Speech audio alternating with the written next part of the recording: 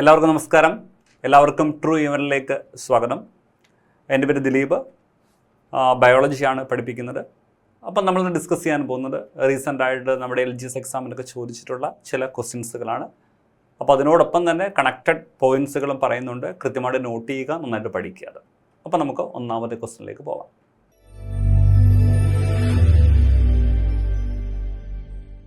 താഴെ പറയുന്നവയിൽ ഏത് ഹോർമോണാണ് കൃത്യമായ പ്രജനന കാലഘട്ടം ഉള്ള ജീവികളിൽ ലൈംഗിക പ്രവർത്തനങ്ങൾ നിയന്ത്രിക്കുന്നത്?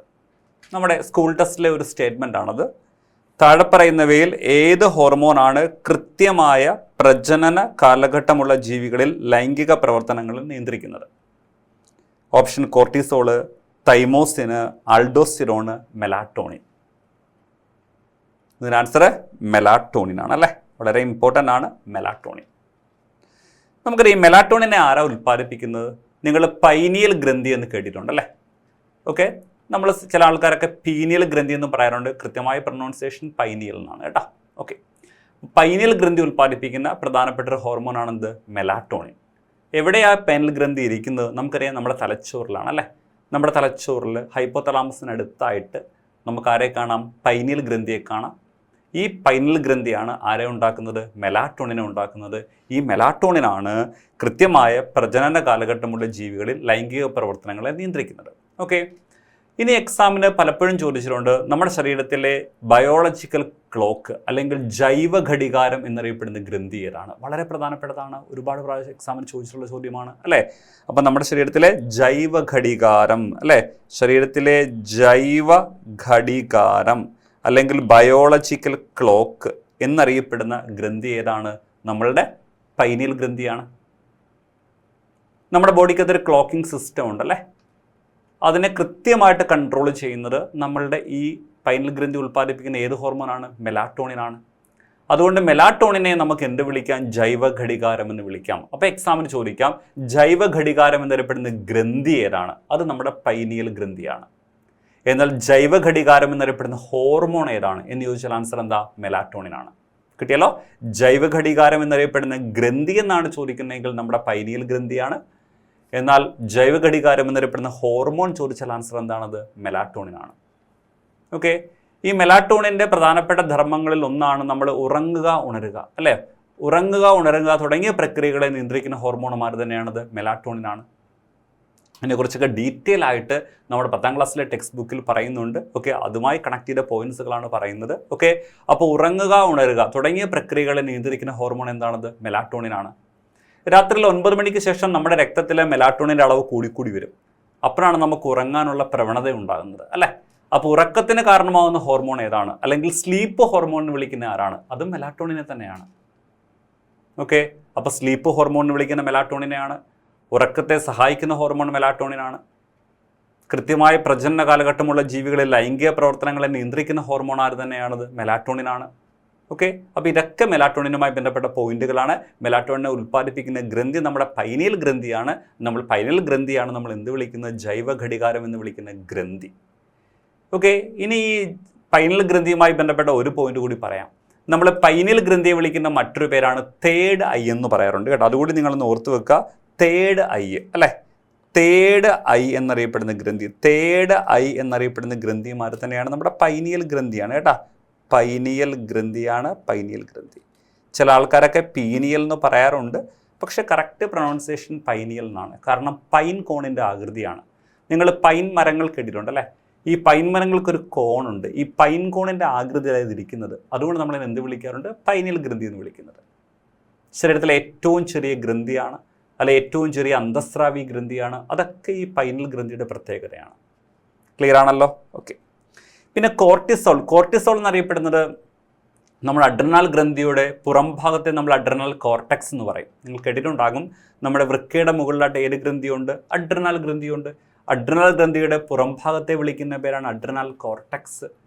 അതുണ്ടാക്കുന്ന ഒരു പ്രധാനപ്പെട്ട ഹോർമോണാണെന്ത്? കോർട്ടിസോൾ. പിന്നീട് തൈമോസിൻ. നമുക്കറിയാം നമ്മൾ ശൈശവ ഗ്രന്ഥി എന്ന് വിളിക്കുന്ന ഒരു ഗ്രന്ഥിയുണ്ട് അല്ലേ? എവിടെയാ? നമ്മുടെ മാറലിന് പിന്നിലായിട്ട്.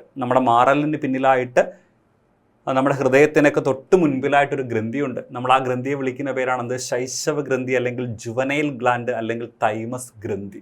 അതുണ്ടാക്കുന്ന പ്രധാനപ്പെട്ട ഹോർമോണാണെന്ത്? തൈമോസിൻ. ഓക്കെ. പിന്നെ ആൾഡോസ്റ്റിറോണിനെയും നമ്മുടെ അഡ്രനാൽ ഗ്രന്ഥി ഉണ്ടാക്കുന്ന അഡ്രനാൽ കോർട്ടെക്സ് ഉണ്ടാക്കുന്ന മറ്റൊരു ഹോർമോണാണെന്ത്? ആൾഡോസ്റ്റിറോൺ. അപ്പോൾ ഇത്രയുമാണ് നമുക്ക് ആദ്യത്തെ പോയിന്റിൽ നിന്ന് പറയുന്ന കണക്റ്റഡ് ഫാക്റ്റുകൾ എല്ലാം എഴുതി വെച്ച് പഠിക്കാതെ. ഓക്കെ ആണല്ലോ? യെസ്. ഇനി നമുക്ക് അടുത്ത ക്വസ്റ്റിലേക്ക് പോകാം. മന്ദരോഗം ഉണ്ടാക്കുന്ന രോഗാണു ഏതാണ്? നമ്മൾ മന്ദരോഗത്തിന് വിളിക്കുന്ന പേരെന്താ? ഫൈലേറിയാസിസ് എന്ന് പറയാറുണ്ട് അല്ലേ? ഫൈലേറിയാസിസ് അല്ലേ? മന്ദരോഗത്തിന് വിളിക്കുന്ന പേരെന്താ? ഫൈലേറിയാസിസ് അല്ലേ? ഫൈലേറിയാസിസ് എന്നാണ് വിളിക്കുന്ന മന്ദരോഗത്തെ. മന്ദരോഗം ഉണ്ടാക്കുന്ന രോഗാണു ഏതാണ്? ഫൈലേറിയൽ വിരകൾ, പ്ലാസ്മോഡിയം, ലെപ്റ്റോസ്പൈറ, സാൽമണല്ല. അപ്പം നിങ്ങൾക്ക് ആൻസർ കിട്ടിയ ആൻസർ എന്താണ്? ഫൈലേറിയൽ വിരയാണ് അല്ലേ? ഫൈലേറിയൽ വിരയാണ്. ഓക്കെ. അപ്പോൾ മന്ദരോഗത്തെ വിളിക്കുന്ന പേര് ഫൈലേറിയാസിസ് എന്ന് വിളിക്കാറുണ്ട്, അല്ലെങ്കിൽ എലിഫന്റിയാസിസ് എന്ന് വിളിക്കാറുണ്ട് അല്ലേ? അപ്പോൾ ഫൈലേറിയാസിസ്, എലിഫന്റിയാസിസ് ഇതൊക്കെ മന്ദരോഗത്തിൻ്റെ വേറെയും പേരുകളാണ്. ഓക്കെ. അപ്പോൾ മന്ദരോഗം ഉണ്ടാക്കുന്നത് ഫൈലേറിയൽ വിരകളാണ്. ഈ ഫൈലേറിയൽ വിരകൾക്ക് ഒരു ശാസ്ത്രീയ നാമമുണ്ട്. അതിൻ്റെ പേരാണെന്ത്? വൂച്ചറേറിയ എന്ന് പറയും കേട്ടോ. അപ്പോൾ ഫൈലേറിയൽ വിരകളുടെ ശാസ്ത്രീയ നാമം എന്താ കുട്ടികളെ? വൂച്ചറേറിയ എന്ന് പറയുന്നു. വൂച്ചറേറിയ. ഓക്കെ. വൂച്ചറേറിയ ഒരിക്കൽ എക്സാമിന് ചോദിച്ചിട്ടുണ്ട് കേട്ടോ. വൂച്ചറേറിയ എന്നറിയപ്പെടുന്ന ജീവിയാണെന്ത്? ഫൈലേറിയൽ വിരകൾ. അപ്പോൾ ഫൈലേറിയൽ വിരകളുടെ ശാസ്ത്രീയ നാമമാണെന്ത്? വൂച്ചറേറിയ. ബാങ്ക്രോഫ്റ്റി എന്നൊക്കെ പറയാറുണ്ട്. നിങ്ങൾ വൂച്ചറേറിയ എന്ന് പഠിച്ചു വെക്കുക, ഒരിക്കൽ എക്സാമിന് ചോദിച്ചിട്ടുണ്ട് കേട്ടോ. യെസ്.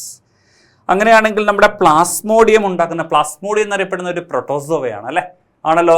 പ്ലാസ്മോഡിയം ഉണ്ടാക്കുന്ന രോഗത്തിൻ്റെ പേരെന്താ? മലേറിയ. ഒരുപാട് PSC എക്സാമിന് ചോദിച്ചിട്ടുണ്ട് അല്ലേ? അപ്പം മലേറിയ ഉണ്ടാക്കുന്ന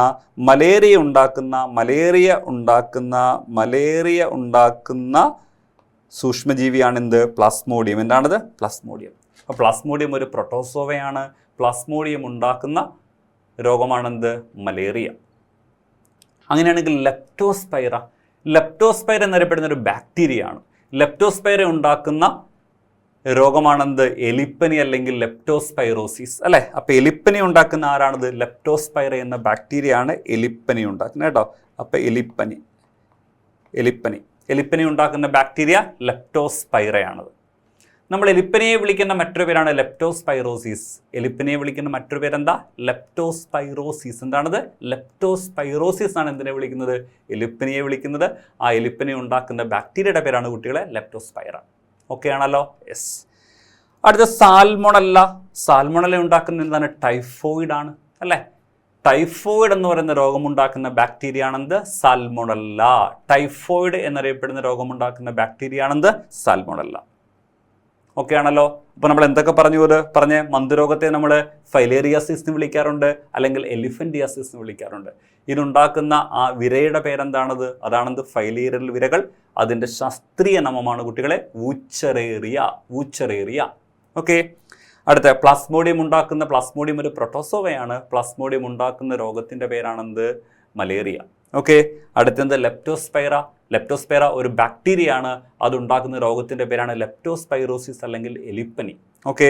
അടുത്ത സാൽമോണല്ല ഒരു ബാക്ടീരിയ ആണ്. ഇതുണ്ടാക്കുന്ന രോഗത്തിൻ്റെ പേരാണെന്ത്? ടൈഫോയിഡ്. പലപ്പോഴും ഈ രോഗങ്ങളുമായി ബന്ധപ്പെട്ടൊരു ക്വസ്റ്റ്യൻ ചോദിക്കാറുണ്ട് LGS എക്സാമിന്. കാരണം പൊതുജനാരോഗ്യം എന്ന് പറയുന്ന ഭാഗം വരുന്നുണ്ട്. വളരെ ഇമ്പോർട്ടൻ്റ് ആയ ഏരിയ ആണ്. ഓക്കെ. യെസ്. അടുത്ത ക്വസ്റ്റ്യനാണ് എൻസൈമുകളില്ലാത്ത ദഹനരസം ഏതാണത്? കുട്ടികളെ, എൻസൈമുകളില്ലാത്ത ദഹനരസം ഏതാണ്? ഉമിനീര്, ആമാശയരസം, ആഗ്നേയരസം, പിത്തരസം. ഓക്കെ. ആൻസർ പിത്തരസമാണ്. നമ്മൾ പിത്തരസിന് ഇംഗ്ലീഷിൽ പറയുന്ന പേരെന്താ? ബൈൽ എന്ന് പറയും അല്ലേ? പിത്തരസിന് ഇംഗ്ലീഷിൽ പറയുന്ന പേര് ബൈൽ എന്ന് പറയും. ഈ പിത്തരസത്തെ ആരാ ഉൽപ്പാദിപ്പിക്കുന്നത്? കരളാണ് ഉൽപ്പാദിപ്പിക്കുന്നത് അല്ലേ? അപ്പം നമ്മുടെ കരൾ ഉൽപ്പാദിപ്പിക്കുന്ന ദഹനരസമാണെന്ത്? പിത്തരസം. ഇംഗ്ലീഷിൽ ബൈൽ എന്ന് പറയും. പിത്തരസത്തിൽ എന്തില്ല? എൻസൈമുകളില്ല. അപ്പോൾ എൻസൈമുകളില്ലാത്ത ദഹനരസമാണെന്ത്? പിത്തരസം. ഇംഗ്ലീഷിൽ ബൈൽ എന്ന് പറയും. ഒന്നുകൂടെ പറയാം, എൻസൈമുകളില്ലാത്ത ദഹനരസമാണ് പിത്തരസം അല്ലെങ്കിൽ ബൈൽ. പിത്തരസത്തെ ഉൽപ്പാദിപ്പിക്കുന്ന ആരാണ്? കരളാണ്. നമുക്കറിയാം, ശരീരത്തിലെ ഏറ്റവും വലിയ ഗ്രന്ഥിയല്ലേ കരൾ? ഏറ്റവും ഭാരം കൂടിയ ആന്തരിക അവയവം കൂടിയല്ലേ? ഏറ്റവും വലിയ ഗ്രന്ഥിയാണ് കരൾ. ഏറ്റവും ഭാരം കൂടിയ ആന്തരിക അവയവമാണ് കരൾ. ഏകദേശം 1.5 കിലോഗ്രാം ഭാരമുണ്ട് അല്ലയോ? ശരീരത്തിലെ രാസപരീക്ഷണശാല എന്നാണ് കരളിനെ വിളിക്കുന്നത്. വിഷവസ്തുക്കളെ നിർവീര്യമാക്കുന്ന അവയവമാണ് കരൾ. യൂറിയ പോലുള്ള മാലിന്യങ്ങൾ, യൂറിയൊക്കെ നിർമ്മിക്കപ്പെടുന്നത് കരളിൽ വെച്ചാണ്. ഓക്കെ, അപ്പോൾ യൂറിയ നിർമ്മിക്കുന്നത് കരളിലാണ്. അപ്പോൾ കരൾ വളരെ പ്രധാനപ്പെട്ട ഒരു ഓർഗനാണ് നമ്മുടെ ശരീരത്തിലെ കരൾ. ഈ കരൾ ഉൽപ്പാദിപ്പിക്കുന്ന ദഹനരസമാണ് പിത്തരസം, ഇംഗ്ലീഷിൽ ബൈൽ. അവിടെ എന്തില്ല? എൻസൈമുകളില്ല. പിന്നെ പിത്തരസത്തിൽ ആരുണ്ട്? പിത്തരസത്തിൽ 2 പിഗ്മെന്റുകളുണ്ട്. അതാണ് ബിലിറൂബിനും ബിലിവെറിഡിനും. നിങ്ങൾ കേട്ടിട്ടുണ്ടാകാം. ഏതൊക്കെയാണ്? ബിലിറൂബിന്, ബിലിവെറിഡിൻ, അല്ലെ? ബിലിറൂബിൻ, അതുപോലെ തന്നെ എന്താണത്? ബിലിവെറിഡിൻ. ബിലിറൂബിന്, ബിലിവെറിഡിൻ. ഈ 2 പിഗ്മെന്റുകൾ എവിടെ കാണാം? നമുക്ക് പിത്തരസത്തിൽ കാണാം. ഇവരെയാണ് നമ്മൾ ബൈൽ പിഗ്മെന്റുകൾ എന്ന് വിളിക്കുന്നത്, ബിലിറൂബിനും ബിലിവെറിഡിനും. ഇനി എന്താണ് ബൈലുകളുടെ ധർമ്മം? ബൈലുകളുടെ ധർമ്മമാണ് കൊഴുപ്പിന്റെ വിഘടനമാണ്, അല്ലേ? അതായത് വലിയ കൊഴുപ്പ് തന്മാത്രകളെ ചെറിയ കൊഴുപ്പ് തന്മാത്രകളായി വിഘടിപ്പിക്കുക. അത്രയേ ഉള്ളൂ. വലിയ കൊഴുപ്പ് തന്മാത്രകളെ ചെറിയ കൊഴുപ്പ് തന്മാത്രകളായി വിഘടിപ്പിക്കുക. ഇതാണ് ആരുടെ പ്രധാനപ്പെട്ട ധർമ്മം? നമ്മുടെ പിത്തരസത്തിന്റെ ധർമ്മം. അപ്പം പിത്തരസം സഹായിക്കുന്ന എന്തിൻ്റെ ദഹനത്തിനാണ്? കൊഴുപ്പിൻ്റെ ദഹനത്തിനാണ്. അതുകൂടി ഓർത്തു വെക്കുക കേട്ടോ. അപ്പം എന്താണ് പിത്തരസത്തിന് പ്രധാനപ്പെട്ട ധർമ്മം? വലിയ കൊഴുപ്പ് തന്മാത്രകളെ ചെറിയ കൊഴുപ്പ് തന്മാത്രകളായി വിഘടിപ്പിക്കുക. അത് നമ്മൾ ഇംഗ്ലീഷിൽ പറയുന്ന വാക്കുണ്ട് എമൾസിഫിക്കേഷൻ ഓഫ് ഫാറ്റ്. എന്താ വിളിക്കുന്ന പേര്? Emulsification of fat.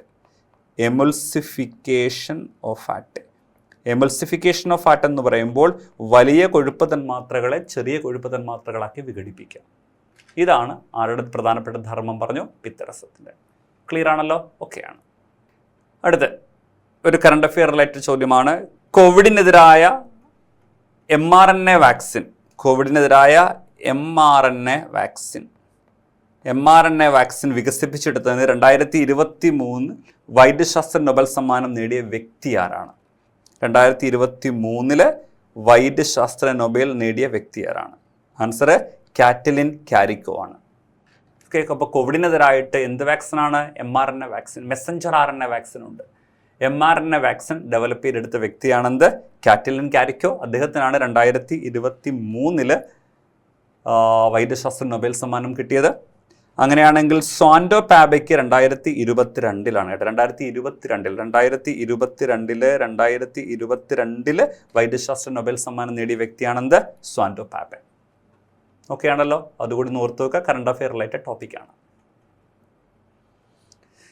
ഇനി താഴെ തന്നിരിക്കുന്നവയിൽ പരസ്പര വിരുദ്ധമായി പ്രവർത്തിക്കാത്ത ജോഡി എന്താണ്? പരസ്പര വിരുദ്ധമായി പ്രവർത്തിക്കുക, ഒന്ന് കൂടുന്നു മറ്റൊന്ന് കുറയ്ക്കുന്നു. അതിനെയാണ് നമ്മൾ പരസ്പര വിരുദ്ധം എന്ന് പറയുന്നത്. ഓക്കെ, പ്രവർത്തിക്കാത്ത ജോഡികൾ ഏതൊക്കെയാണ്? Insulin, glucagon, calcitonin, parathormone, thymosin, thyroxine, sympathetic, parasympathetic. കുട്ടികളെ ഇതിൻ്റെ ആൻസർ എന്ന് പറയാമോ നിങ്ങൾക്ക്? ആൻസർ ഓപ്ഷൻ സി ആണ്, അല്ലേ? ഇൻസുലിൻ എന്താ ചെയ്യുന്നത്? രക്തത്തിൽ ഗ്ലൂക്കോസിൻ്റെ അളവ് കുറയ്ക്കുന്നു. രക്തത്തിൽ ഗ്ലൂക്കോസിൻ്റെ അളവ് കുറയ്ക്കുന്ന ഹോർമോൺ ഇൻസുലിനാണ്. രക്തത്തിൽ ഗ്ലൂക്കോസിൻ്റെ അളവ് കൂട്ടുന്ന ഹോർമോൺ ഗ്ലൂക്കഗോണാണ്. അപ്പോൾ പരസ്പര വിരുദ്ധമായല്ലേ പ്രവർത്തിക്കുന്നത്? ഇൻസുലിൻ രക്തത്തിൽ ഗ്ലൂക്കോസിൻ്റെ അളവ് കുറയ്ക്കുന്നു, ഗ്ലൂക്കോൺ രക്തത്തിൽ ഗ്ലൂക്കോസിൻ്റെ അളവ് കൂട്ടുന്നു. അപ്പോൾ രണ്ടും പരസ്പര വിരുദ്ധമാണ്. ഓക്കെ, കാൽസിറ്റോണിൻ രക്തത്തിൽ കാൽസ്യത്തിൻ്റെ അളവ് കുറയ്ക്കുന്ന ഹോർമോണാണ് കാൽസിറ്റോണിൻ. രക്തത്തിൽ കാൽസ്യത്തിൻ്റെ അളവ് ഉയർത്തുന്ന ഹോർമോണാണ് പാരാതെർമോൺ. രക്തത്തിൽ കാൽസ്യത്തിൻ്റെ അളവ് കുറയ്ക്കുന്ന ഹോർമോൺ എന്താണത്? കാൽസിറ്റോണിനാണ്. എന്ന് രക്തത്തിൽ ഗ്ലൂക്കോസിൻ്റെ അളവ് കാൽസ്യത്തിൻ്റെ അളവ് ഉയർത്തുന്ന ഹോർമോൺ പാരാതെർമോണാണ്. അപ്പോൾ അതും പരസ്പര വിരുദ്ധമാണ്. Sympathetic, parasympathetic. നമുക്കറിയാം, ഒരു അടിയന്തര സാഹചര്യങ്ങളിൽ, അടിയന്തര ഘട്ടത്തിൽ ഹൃദയമെടുപ്പ് കൂട്ടുക, ശ്വാസോച്ഛ്വാസം കൂട്ടുക, ഇതൊക്കെ ആരുടെ ധർമ്മമാണ്? നമ്മുടെ സിമ്പത്തറ്റിക് വ്യവസ്ഥയുടെ ധർമ്മമാണ്. എന്നാൽ അടിയന്തര ഘട്ടം കഴിഞ്ഞാൽ ഇതിനെയൊക്കെ കുറച്ച് നോർമലാക്കുക, അത് പാരാസിമ്പത്തറ്റിക് ആണ്. അതും പരസ്പര വിരുദ്ധമാണ്. ക്ലിയർ ആണല്ലോ? അപ്പോൾ രക്തത്തിൽ ഗ്ലൂക്കോസ് കുറയ്ക്കുന്നത് ഇൻസുലിൻ, രക്തത്തിൽ ഗ്ലൂക്കോസ് കൂട്ടുന്നത് ഗ്ലൂക്കഗോൺ, രക്തത്തിൽ കാൽഷ്യം കുറയ്ക്കുന്നത് കാൽസിറ്റോണിൻ, രക്തത്തിൽ കാൽഷ്യം കൂട്ടുന്നത് പാരാതെർമോൺ. അടിയന്തര ഘട്ടങ്ങളിൽ ഹൃദയമെടുപ്പ്, ശ്വാസനിരക്കെല്ലാം കൂട്ടുന്നത് സിമ്പത്തറ്റിക് ആണ്. അടിയന്തര ഘട്ടം കഴിഞ്ഞു കഴിഞ്ഞാൽ അവരെ കുറയ്ക്കുന്നത് പാരാതെർമോൺ ആണ്. അപ്പോൾ ഇതിൽ ഓപ്ഷൻ സി ആണ് വരുന്നത്, തൈമോസിന്, തൈറോക്സിൻ. ക്ലിയർ ആണെന്ന് വിചാരിക്കുന്നു. ഓക്കെ ആണെന്ന് വിചാരിക്കുന്നു. അടുത്തത്, കൊറോണറി ധമനികളിൽ കൊഴുപ്പടിഞ്ഞ് രക്തപ്രവാഹം തടസ്സപ്പെടുന്നത് മൂലമുണ്ടാകുന്ന രോഗം ഏതാണ്? കൊറോണറി ധമനികളിൽ കൊഴുപ്പടിഞ്ഞ് രക്തപ്രവാഹം തടസ്സപ്പെടുന്നത് മൂലമുണ്ടാകുന്ന രോഗം എന്താണ് ഈ കൊറോണറി ധമനി? നമുക്കറിയാം, നമ്മുടെ ഹൃദയപേശികളിലേക്ക്, അല്ലേ, നമ്മുടെ ഹൃദയപേശികളിലേക്ക് രക്തം എത്തിക്കുന്ന പ്രധാനപ്പെട്ട ധമനിയാണ് കൊറോണറി ധമനി, അല്ലേ? എന്താണ്? നമ്മുടെ ഹൃദയപേശികളിലേക്ക് രക്തം എത്തിക്കുന്ന പ്രധാനപ്പെട്ട ധമനികളാണ് കൊറോണറി ധമനി. ഓക്കെ, അപ്പോൾ ഈ കൊറോണറി ധമനിയിൽ കൊഴുപ്പൊക്കെ അടിഞ്ഞുകൂടി അവിടെ ബ്ലോക്കുകൾ ഉണ്ടാകാറുണ്ടല്ലേ. അപ്പോൾ എന്നാൽ എന്ത് സംഭവിക്കും? ഹൃദയപേശികൾക്ക് എന്ത് കിട്ടത്തില്ല? ഓക്സിജൻ കിട്ടില്ല, പോഷകങ്ങൾ കിട്ടില്ല. അപ്പോഴുണ്ടാകുന്ന അവസ്ഥയാണ് നമ്മുടെ ഹൃദയാഘാതം എന്ന് പറയുന്നത്. ഓക്കെ, ഹാർട്ട് അറ്റാക്ക് എന്ന് പറയുന്ന അവസ്ഥ. അപ്പോൾ ഹൃദയത്തിലേക്ക് രക്തം എത്തിക്കുന്ന രക്തക്കുഴലുകളാണ് കൊറോണറി ധമനി. അവിടെ എന്തെങ്കിലും ബ്ലോക്കുകളൊക്കെ വന്നു കഴിഞ്ഞാൽ എന്ത് സംഭവിക്കാറുണ്ട്? ഹൃദയപേശികളിലേക്കുള്ള ഓക്സിജൻ്റെയും പോഷകങ്ങളുടെയൊക്കെ അളവ് കുറഞ്ഞു പോകും, അല്ലയോ? തുടർന്ന് ഹാർട്ട് അറ്റാക്ക് ഉണ്ടാകുന്നു, അല്ലെങ്കിൽ ഹൃദയാഘാതം ഉണ്ടാകുന്നു. ക്ലിയർ ആണല്ലോ? ഓക്കെ. നമ്മൾ അങ്ങനെയുള്ള സമയത്ത് ഒരാൾക്ക് ബ്ലോക്ക് ഉണ്ടോ എന്ന് ചെക്ക് ചെയ്യാൻ, അല്ലെങ്കിൽ കൊറോണറി ധമനികൾ തടസ്സങ്ങളുണ്ടെന്ന് മനസ്സിലാക്കാൻ നമ്മൾ ഉപയോഗിക്കുന്ന ഒരു ഇമേജിംഗ് ടെക്നിക്കുണ്ട്. അതിൻ്റെ പേരല്ലേ ആൻജിയോഗ്രാം. കേട്ടിട്ടുണ്ടാകും നിങ്ങളല്ലേ? പ്രത്യേകിച്ച് നമ്മുടെ ഹൃദയധമനികളിലൊക്കെ കൊഴുപ്പുകൾ അടിഞ്ഞുകൂടി ബ്ലോക്കുകളുണ്ടോ എന്ന് നമ്മൾ മനസ്സിലാക്കാൻ വേണ്ടി ഉപയോഗിക്കുന്ന ഒരു ഇമേജിംഗ് ടെക്നിക്കുണ്ട്. അതിൻ്റെ പേരാണെന്ത്? ആൻജിയോഗ്രാം എന്ന് പറയുന്നത്. ആൻജിയോഗ്രാം ചെയ്ത് കഴിയുമ്പോൾ അവിടെ ബ്ലോക്കുകൾ ഉണ്ടെങ്കിൽ നമ്മൾ ആ ബ്ലോക്കുകളെ റിമൂവ് ചെയ്യുന്ന ഒരു ശസ്ത്രക്രിയയുണ്ട്. അതിനെ വിളിക്കുന്ന പേരാണെന്ത്? ആൻജിയോപ്ലാസ്റ്റി എന്ന് പറയുന്നു. ഓക്കെ, അപ്പോൾ ഹൃദയധമനിയിലെ ബ്ലോക്കുകൾ ഉണ്ടോ എന്ന് മനസ്സിലാക്കാൻ ഉപയോഗിക്കുന്ന ഇമേജിംഗ് ടെക്നിക്കാണെന്ത്? ആൻജിയോഗ്രാം.